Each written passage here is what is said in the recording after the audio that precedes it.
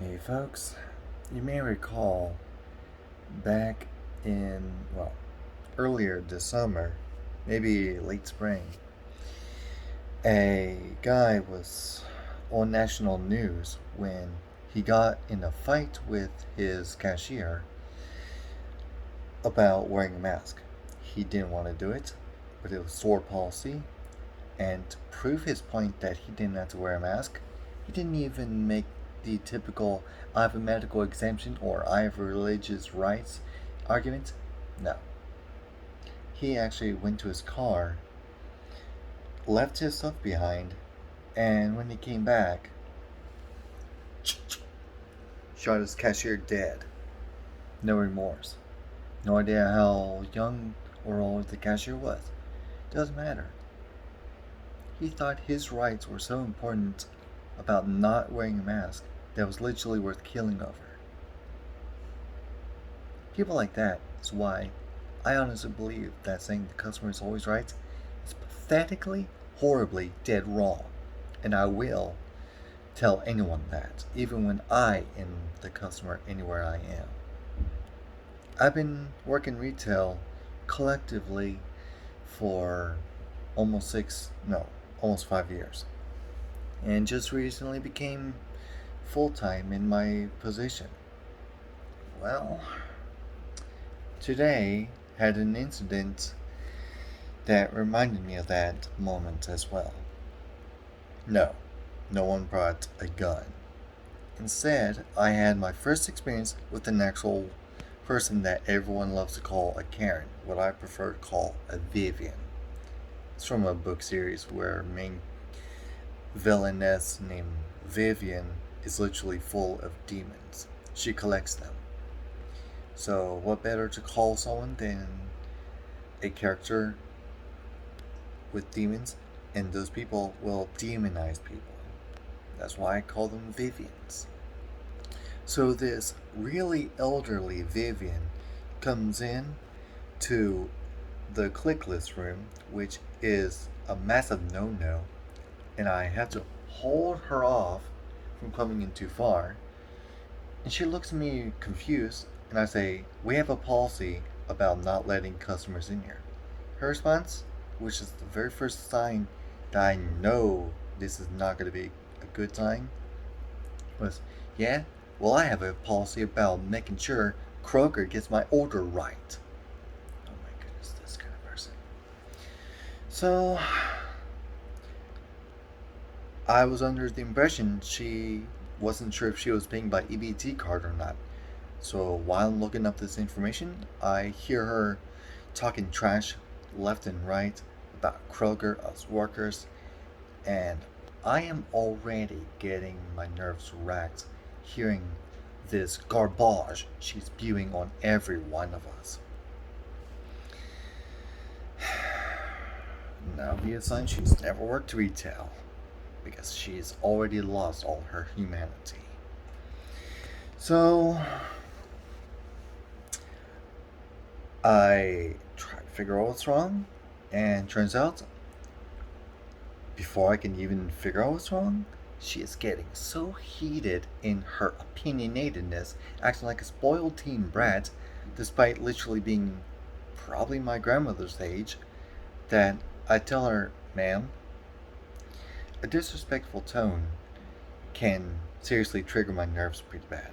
So, can I ask you to calm down?" She gives me one really rude, snarky look, says, "Yeah, well, disrespectful tone can really trigger me, so you better watch it." At that point, I almost come close to breaking my code of honor. That close, and just smacking her. But I hold off on my already shaking nerves and ask her, "Ma'am, what do you want?" She tells me what she wants. And I'm thinking, you couldn't tell us that over the phone? Pretty easy to figure out. But no, she wants to make sure everything is done right her way and that she sees it. I go check her information, find what she's wanting to get switched out, And just to verify this crackpot's insane order, I say, okay, you want this item switched out for, and I specify it? She says, yes. Not even a thank you, just yes. As I'm going out, a coworker who's on break yells from across the place, hey, is she still in there? And I say, yes, she is still in there making demands and will not leave. Seriously, my coworkers know about my very short temper, and when I am getting seriously heated and my Irish temper flares up, it's not a good sign, and they do try to look for a way to calm me down. Well, most of them know the better ways. Got a couple very annoying ones who are pretty much as antagonistic as this Vivian. So, he immediately gets on the phone, calls for management. I'm thinking, I hope I get back before management gets there. And I have a feeling I know which management will try to get there. I get back, the product wasn't even available that she wanted. So I'm thinking, she's gonna take it no matter what. I get back, that one specific manager, I have a feeling, is there. One that literally no one likes. Not because he's abrasive or like a slave overseer. He's bland. Will literally not do any hard work. He just watches and lectures on anything he finds worth lecturing on. And says it like he's actually done the work himself. No real hard work at all. We've all seen it. In fact, he's so bland and just watches from kind of a distance that I think of him as the sore mannequin. And he's apologizing, trying to explain the situation, and I'm thinking, he would let rude customers run him over with their cars if he thought they would feel better about it afterward. And I wish I were exaggerating. I have a feeling he probably would. So, after he's done and I'm getting things squared away, I'm thinking, if he weren't here right now, I would have told her about the golden rule. You know, what Jesus said, do to others as you want them to do to you. And tell her, since you are being seriously disrespectful to all of us, it's only right for you to get the same treatment. No, I didn't get the chance to say that. However, I did finally give that manager a hint about how I felt about him. He was getting a little bit heated with me. First time I've ever seen him have an emotion besides bland, lecture, look, lecture. And he was actually getting frustrated with me. I can understand that. People get frustrated with my temper. I have been frustrated with my temper since I can remember. Seriously. I have made a little bit of progress trying to get it dealt with, but still. So, I just straight up tell him, you know, I'm very disappointed. I just let it hang there. The implication being in him. In you. Because he refused to put a customer in their place about their extreme attitude toward those who are trying to help. And then he almost snaps at me and says, okay, Jason, do you know why we let them run us over like that?